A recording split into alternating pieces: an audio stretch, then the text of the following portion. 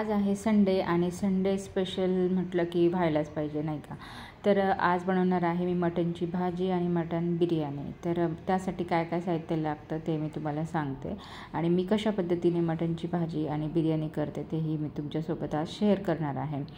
तर hi hello नमस्कार, मी निशा आज तुमचं स्वागत करते एका नवीन व्हिडिओमध्ये. तर आज सकाळी जाऊन मी मटण घेऊन आले, अर्धा किलो मटण आणलं. तर त्यानंतर त्याला स्वच्छ धुवून घेतलं. त्यामध्ये थोडंसं अर्धा एक लिंबू, मीठ, हळद लावून ठेवलं होतं त्याला मी जवळजवळ 10-15 मिनटं. त्यानंतर आता कुकरमध्ये थोडंसं मी तेल टाकलं, कांदा टाकून घेतलेला आहे आणि मिक्सरच्या भांड्यामध्ये मी 2 लवंग, 2 वेलची, हिरवी वेलची, आलं लसूण कोथिंबीर हे सगळं वाटण करून घेतलेलं आहे आणि हे वाटण यामध्ये मी टाकलं आहे. तर याला व्यवस्थित मिक्स करून घेतलं, कांदा वगैरे आणि ते सगळं काही मिक्स झाल्याच्यानंतर थोडंसं मीठ टाकलं आणि हळद टाकली आणि जे धुवून ठेवलेलं जे मटण होतं मी ते यामध्ये मी टाकून घेतलेलं आहे. तर व्यवस्थित त्याला मी मिक्स करून घेते आणि मिक्स झाल्याच्यानंतर मग मी यामध्ये गरम पाणी टाकणार आहे. तर एका साईडला एका पातेल्यामध्ये मी गरम पाणी करायला ठेवलेलं आहे. तोपर्यंत असं मीडियम असा गॅस करून त्याला शिजू दिलेलं आहे. तर अशा पद्धतीने ते झालं आहे. तर आता गरम पाणी त्यामध्ये मी टाकून घेतलं आणि कुकर लावून दिलेलं आहे. तर आता इकडे पहिले भाजीची तयारी करून घेत आहे. तर भाजी करण्यासाठी मी सुकं खोबरं घेतलेलं आहे, त्यानंतर कांदा घेतला आहे, थोडासा खडा मसाला घेतलेला आहे. त्यामध्ये तेजपत्ता, त्यानंतर थोडंसं 2-3 मिरे, 1-2 लवंग, दगडी फूल आणि शहाजिरे, थोडंसं तेजपत्ता आणि दालचिनीचा तुकडा. अशा पद्धतीने मी हा सगळा मसाला घेतला आहे. थोडीशी त्यामध्ये मी खसखस टाकली आहे, थोडे धणे पण टाकलेले आहे आणि त्याला व्यवस्थित भाजून घेतलेलं आहे. आणि थोड्याशा 1 चमचाभर आपले फुटाण्याच्या डाळ्या असतात ना त्या पण मी टाकल्या आणि तेल टाकून हा मसाला छान असा परतून घेतलेला आहे तव्यावरती. तर यामध्ये 1-2 काड्या मी जायपत्री पण टाकलेली आहे आणि हा सगळा मसाला व्यवस्थित भाजून झालेला आहे आणि त्याला मिक्सरमध्ये मी दळून घेतलेलं आहे. आलं लसूण मी यामध्ये टाकलं नाही, कारण की ज्यावेळेस आपण उकडायला टाकलं होतं तेव्हाच मी आलं लसूणची पेस्ट टाकलेली होती.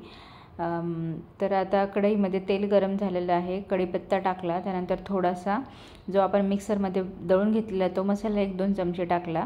त्यानंतर लाल तिखट, हळद, थोडासा गरम मसाला, अशा पद्धतीने सगळे मसाले मी यामध्ये टाकून घेतला आणि त्याला होऊ दिलं व्यवस्थित. आणि आता उरलेला जो बाकीचा आपला मिक्सरमधला मसाला होता तो यामध्ये मी टाकून घेतला.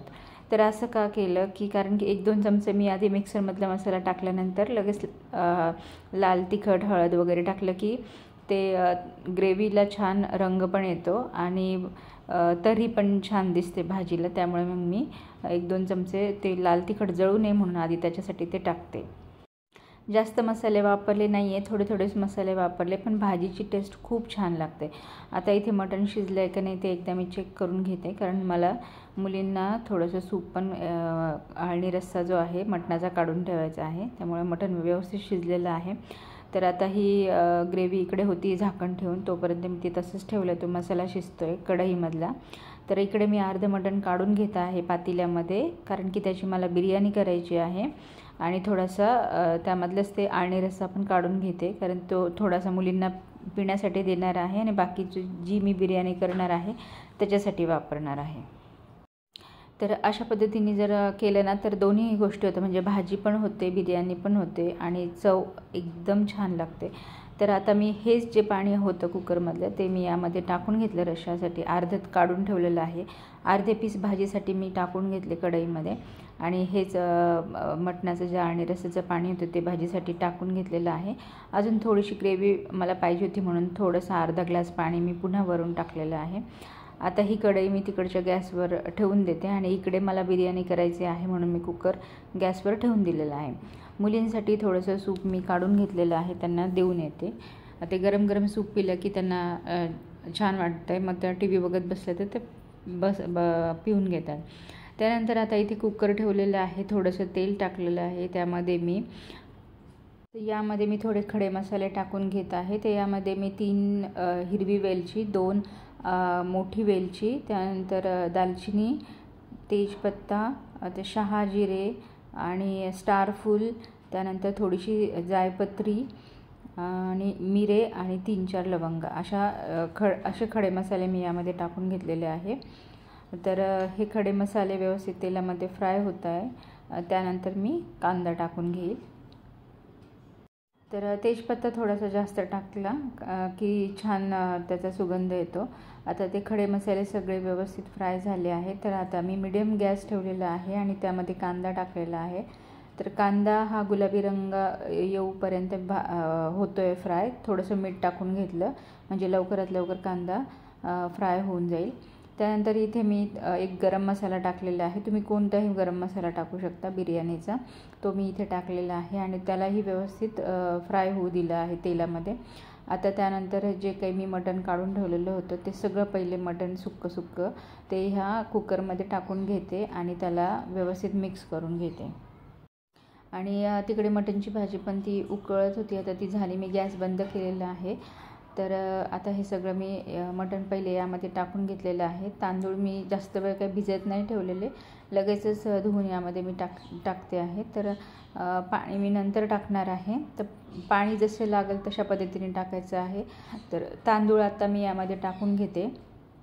मीडियम गॅसवरती सगळे आता फ्राय करून घ्यायचं आहे। तर तांदूळ आणि जे काही मटण आपण टाकलेलं आहे ते मसाल्यामध्ये व्यवस्थित फ्राय करून घ्यायचं आहे। तो पाणी टाकायचं नाही, जोपर्यंत खाली कुकरला लागत नाही तोपर्यंत त्याला व्यवस्थित मिक्स करायचं आहे। तर जे आता आपण आळणी रस्सा काढून घेतलेला होता तेच आधी पहिले पाणी टाकायचं, त्यानंतर आपण लागेल तसं पाणी वाढवायचं आहे। तर हा सगळा अशा पद्धतीने मी हे टाकून घेतलं आहे आणि थोडंसं पुन्हा वाटलं तर मी अर्धा ग्लास पाणी यामध्ये वाढवलेलं आहे। तर पुदिन्याचे पानं आणि अर्धा लिंबू आणि थोडीशी कोथिंबीर यामध्ये मी टाकून घेतलेली आहे। तर मला जरा मीठ कमी वाटलं होतं, तर मी मीठ पण थोडंसं टेस्ट करून बघितल्यानंतर मीठ कमी वाटलं म्हणून मीठ पण यामध्ये टाकून घेतलं आहे। त्याला व्यवस्थित मिक्स केलं आणि मीडियम गॅसवरती 3 शिट्ट्या होऊ दिल्या। त्यानंतर इकडे भाकर पण झालेली आहे। तर अशा प्रकारे छानपैकी टम्म भाकर फुगलेली आहे। तर हे ज्वारी आणि नाचणीची भाकरी मी केलेली आहे। बिर्याणी पण झालेली आहे। तर मी प्लेट करून घेत आहे। तर तुम्हाला हा आजचा माझा व्हिडिओ कसा वाटला, रेसिपी कशी वाटली हे तुम्ही नक्की मला कमेंट करून सांगा। व्हिडिओ आवडला असेल तर लाईक, शेअर आणि सबस्क्राईब करा। बघितल्याबद्दल धन्यवाद।